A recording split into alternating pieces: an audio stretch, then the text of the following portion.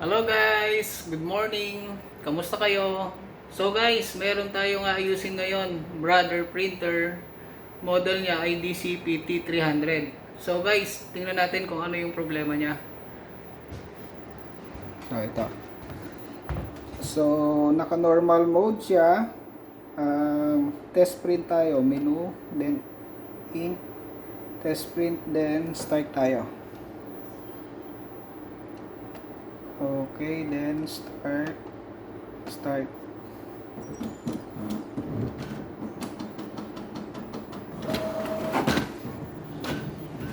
So, ayan, nagte-test print siya.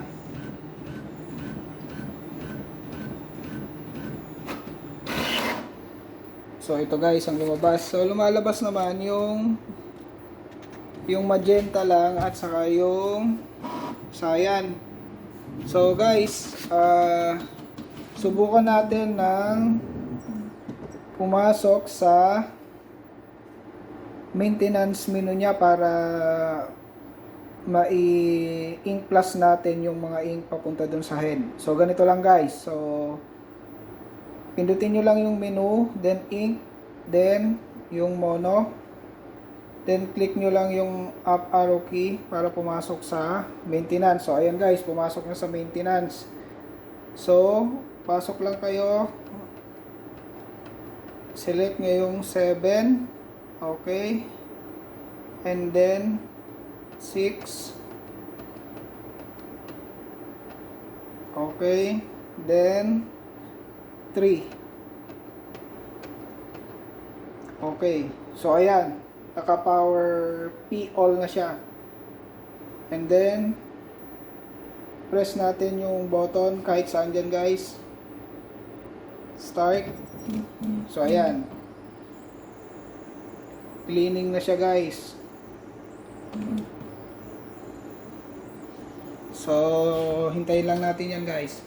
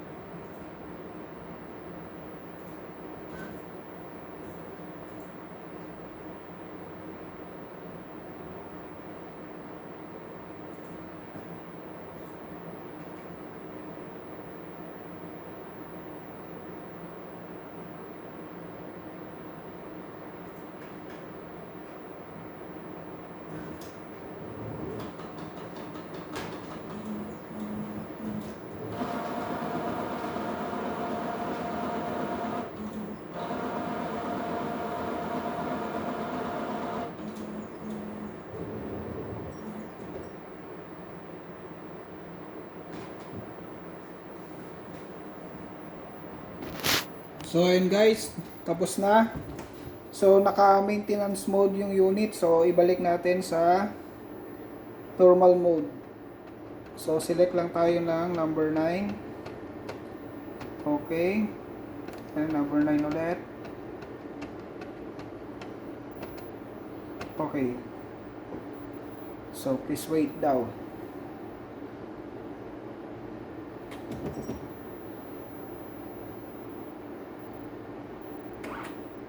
Ayan. So, menu tayo ulit guys. Test print tayo. Ink. Test print. Okay. Okay. Print quality. Then start.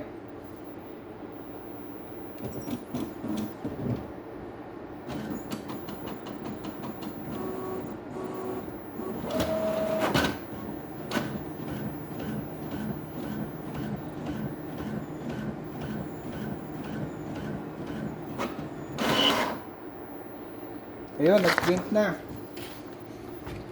So, meron na siyang black. So, kung makikita nyo, meron pang mga missing dot yung ibang mga character. So, ulitin natin guys. Try pa natin ng isa. So, pasok ulit tayo ng menu. Mono. Then, yung up arrow key. Pasok lang tayo ng maintenance. So, ayan guys. So, piliin lang natin yung 7. Okay. Then, yung 6. Okay. Then, yung 3. Okay. Ayan, naka-power P all na. So, start natin guys. So, ayan, cleaning ulit.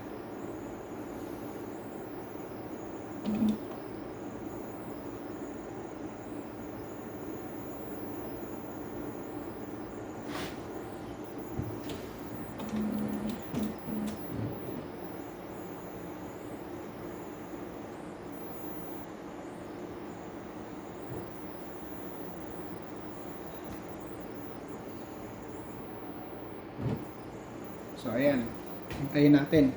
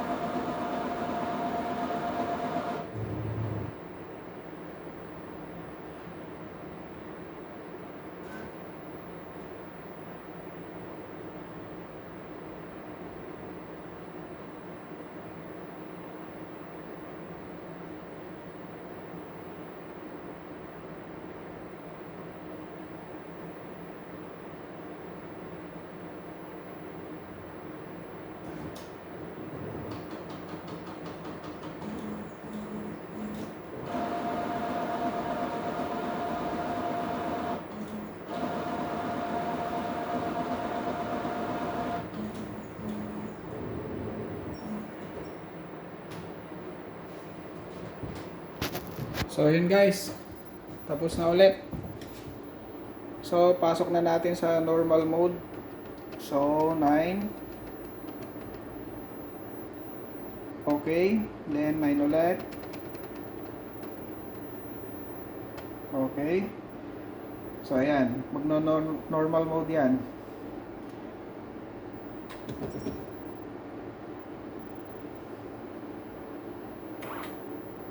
So, ayan. Test print tayo ulit guys. Menu.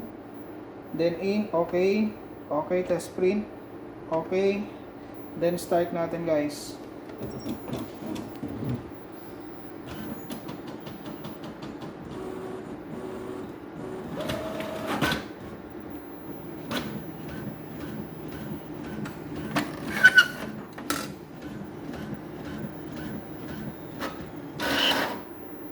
So, ayun. Malinaw na guys. Ayan guys. So, yung iba, medyo may kulang pa rin. So, ang gagawin nyo na lang dyan guys, kapag hindi pa rin gaanong malinaw yung print niya, so ulit-ulitin nyo lang yung power P all na yon. So 763 and then 99. So yun yung mga code na kailangan nating tandaan. So guys, sana nakatulong ako. Maraming salamat. Bye bye.